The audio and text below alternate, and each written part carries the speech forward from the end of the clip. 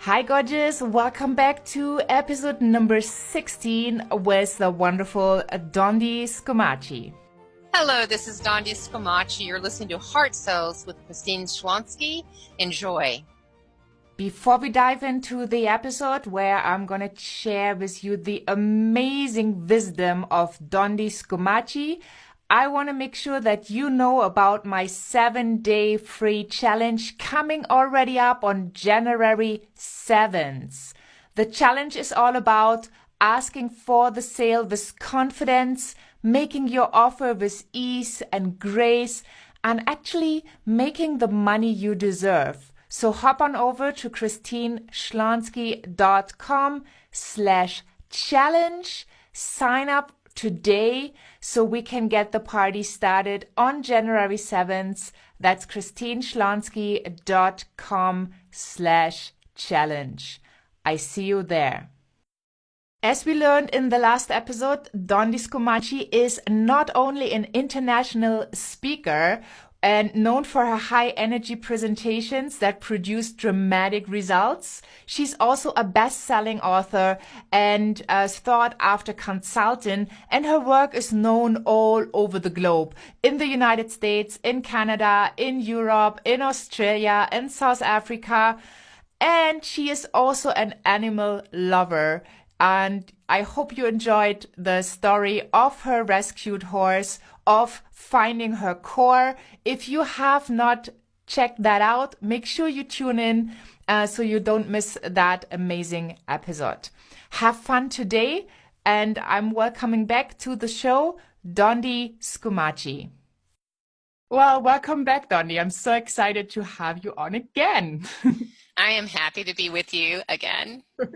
Wonderful. You shared so great, valuable insights on the last show. And I would love to kind of pick up on your amazing advice, get really, really clear about possible objections. And objection seems to be like a heavy, maybe a little bit of a negative word. So if you want to kind of reword it, it could just be customer questions, like regular, normal questions you would ask yourself, like, what do I get for that kind of investment? Or how long is it going to take? Are there other options that might be better for me? Because the client always comes from that angle, what's in it for me? So I think it would be a very nice idea for each entrepreneur to just sit down and write down all the questions/objections and then find answers. Wouldn't you agree? I absolutely do. I think that exercise, what's really interesting is that if you create maybe even sort of the scariest list ever of the questions, or where you just might cringe if you heard it, there's something so confidence building about just being ready. You may never hear that. A customer may never say that or ask that, but you're ready if they do. And so that kind of gets back to what we were talking about in the first show about that whole belief, right? What are you believing? Because it's so interesting is that, first of all, we believe something, and then we take an action, and then that action is going to reinforce our original belief, right? So there's a cycle of belief, act, result, and maybe even before the belief we have an experience that shapes the belief. So maybe the experience is a really positive experience that causes us to believe in ourselves and our ability and our capability, and so we're going to take action on that belief, and we're going to get results that correspond to that. Or maybe we have an experience that's really a setback, right? Maybe we have an experience that it lets us down, and that also can creep into our heart and become a belief. I always remember when we live in San Antonio, Texas, and when we moved to Texas, it was for my son playing baseball, right? So he'd been recruited to pitch for a private school here in Texas, and I can work anywhere there's an airport, so off we came to Texas, and it was a little odd. The first weekend that we were moving in, he had a tournament in Houston, and I was also then going off to speak. weeks. So we kind of divided to conquer, if you will. And when we both got back from our trips, he was just his face was just so let down. He was so sad. And I said to him, how did you do? Now, keep in mind that we were coming from Colorado. He was an award-winning pitcher. He was heavily recruited. I mean, the colleges were scouting him. Professional teams were scouting him. And I come back from my trip and his first tournament, and he is absolutely dejected. And I said, what happened? And he said, they hit everything I have. And I said, well, that's going to happen, right? You're going to have to shake. I went into motivational mama mode, right? And he said, please stop. What you don't understand is I had a great day. They hit everything I've got. And for the first time in his life, I think, he started to wonder, maybe I'm not that good. Maybe I'm not qualified. Maybe I'm not enough. And for several weeks, he could not throw that ball. His coach actually said to me, you're the speaker, say something to this kid, because I don't know what happened to him. You know, he came back from Houston, a different person. He learned the wrong lesson from his experience. You know, sometimes I think that we say, maybe you've heard the saying, experience is a good teacher. I think experience can be a lousy teacher if you take the wrong lesson. So he learned in Houston, in that tournament, maybe I'm not enough. That became a belief, and then his actions and his results followed, right? Just attracted to himself those outcomes. And maybe the right lesson was, I'm in a whole new league now. All right, I was a little fish, or a big fish in a little pond, and now I'm a little fish in a really big pond. Well, what do little fishes and big ponds do? They grow.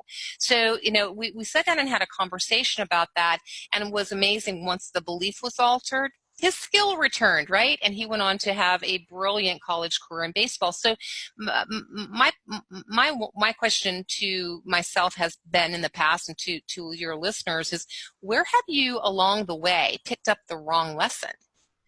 Right? Where have you picked up the wrong lesson? And it is like the brake on your life, you know, the emergency brake on your car. You may be driving, you know, down the freeway, the highway with your, you know, 75, you know, miles an hour. But if you've got the emergency brake fully engaged, you're tearing up the car, right? So I think that sometimes these exercises of what are the things I think my customer might say?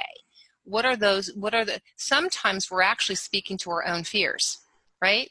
It's not that they will ever say it. It's that we fear they will. And that keeps us from just being very present to the moment. So once you go through that exercise, you release that brake, right? That internal brake, and you start to walk into those situations with more confidence. Yeah, I just love it. You're going to smile because I'm going to tell you why real quick. So I have Variety Fridays where I just share experiences, where I teach some of the stuff that I have learned, or I share resources. So the episode 2, actually, I talk about the German Autobahn. And if you go 100 or 150 miles per hour, you cannot take the exit ramp where you need to drive like 30 to exit off the Autobahn safely. And that was just the same thing you said with the brakes on, right? If you go 75 miles an hour, you just can't do that. You cannot. No, you cannot. And then on episode 5, I taught about my power system, which the P stands for the past. And that's exactly what you said. Where did you pick up the belief that sales is something sleazy, pushy, unethical, or whatever you tell yourself? It doesn't need to be conscious, but maybe subconscious, of having had like a bad experience, somebody taking your money and ran off, or whatever it is. So it's just so perfect with these examples. I love that. I love that. Where did you pick up the idea or the belief that sales is unethical? Where did you get that? And so I think sometimes, for me, I think sales is such a wonderful discipline because it really is an inside out kind of a proposition.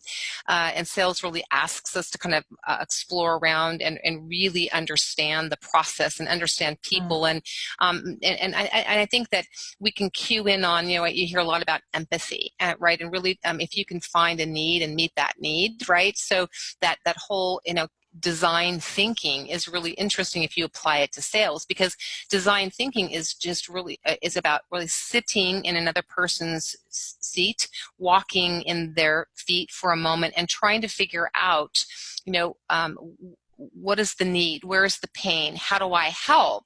And what's really interesting about that is that if you can just find a way to meet that need, right, the sale will take care of itself, right? That's another thing that I often talk to people about is if you will, that it maybe kind of gets back to that core conversation that we had in the first episode, and it was, if I can step back to understand the needs that I fill, right? If I can, and here's the decision that I made a long time ago, and I used to tell salespeople this all of the time: if you will just focus on the results that produce, or excuse me, focus on the actions that produce results, the results will take care of themselves. Yeah. You don't even need to worry about that. Right. And I often talk to people too about the value and opportunity. So there are people I'm looking for more opportunity. You don't have to worry about opportunity. Just focus on becoming more valuable. Right. If you focus on your value, opportunity is starting her car. Mm-hmm. Right. So, I firmly believe that. And I think that's very empowering, because I do control and influence how much value I can load into a situation. I do control or influence how my skill set, right? My knowledge of my industry, my knowledge of my customers, my ability to prepare, all of those things. So if I can just focus on loading more value into every customer situation, my results are going to take care of themselves. I don't need to be focused on that at all, actually. And I think that can be very, very empowering as well, to just focus on becoming more valuable, driving more value, and as Dr. Covey used to talk about, focusing on that circle of influence. What are the things that I influence and I can impact? What is the decision I can make today?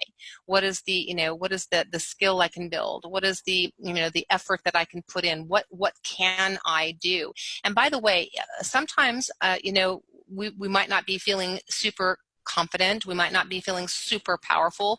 And in the scope of all of the things going on around us, and so many things we don't control, the economy, right? Politics, world peace, there's a lot of stuff we don't control. If we can bring our eye back to what is the thing I can do, the decision I can make, the action I can take, the impact I can have, the value I can drive, what is the thing I can do? And sometimes maybe that thing will be so small. It will, in the light of all that other stuff, it will feel so tiny. Do it anyway. And then do the next little thing, and the next one, and the next one. And before you know it, boom, you've opened doors that you didn't even see coming, right?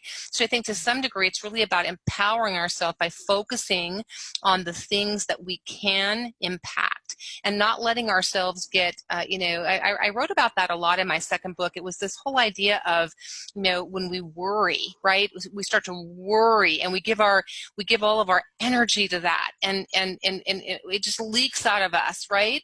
If you're worried or afraid, you're focusing on things that you probably can't change.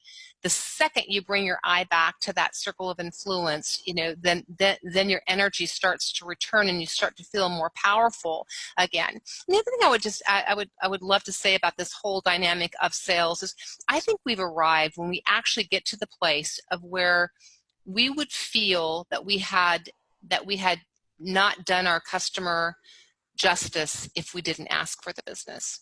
And I recently experienced that with someone that I work with, a client of mine, and she was feeling very uncomfortable with the whole selling thing. She didn't ever see herself as a salesperson, and suddenly her role included a sales activity. And I went through a process. What if you don't? What if you don't pick up the phone and call that customer? What could happen to them? And she said, well, she started to make a list of some of the negative outcomes that could happen if this customer didn't have the information and didn't have the opportunity. And I said, okay, so by the end of our conversation, she said, gosh, if I don't call these customers, that's terrible. And I said, actually, it is terrible. Yeah. So she, sometimes that emotion, open that emotional gate, give yourself emotional permission. Maybe another exercise is to think, what if you don't? What if you don't present your value? Yeah. Yeah, What would that mean to your customer? I still get that. I always say sales is love. Just first of all, people go like, what?